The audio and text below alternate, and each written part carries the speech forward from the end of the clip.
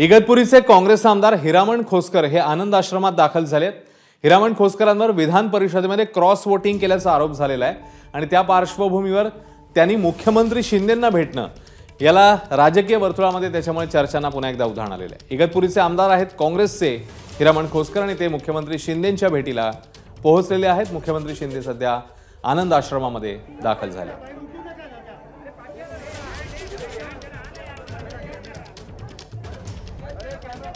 मुकुल कुलकर्णी आपले प्रतिनिधी आता आपल्या सोबत आहेत। मुकुल, एकीकडे विधान परिषदेमध्ये क्रॉस वोटिंगचा आरोप आणि तेच आमदार पोहोचतात मुख्यमंत्र्यांच्या भेटीला, कसं बघायचं या भेटीकडे?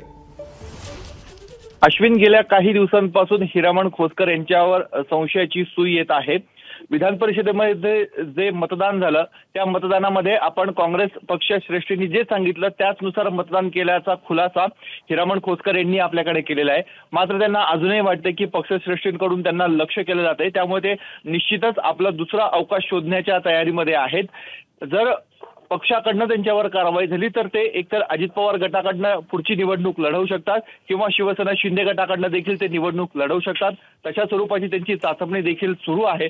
परंतु आता सध्या ते जे गेलेले आहेत ते कारण सांगता आहेत की त्यांच्या मतदारसंघामध्ये जे काही अतिक्रमण आहेत किंवा जे विकास कामाची कामं रखडलेली आहेत त्यासाठी आपण भेट घेत असल्याचं त्यांनी सांगितलेलं आहे। काल पण त्यांनी दादा भुसे यांची नाशिकमध्ये भेट घेतली। दादा भुसे ज्या कार्यक्रमामध्ये होते त्या कार्यक्रमामध्ये ते उपस्थित होते, त्यावेळेस देखील त्यांना विचारलं तेव्हाही त्यांनी तेच उत्तर दिलेलं आहे।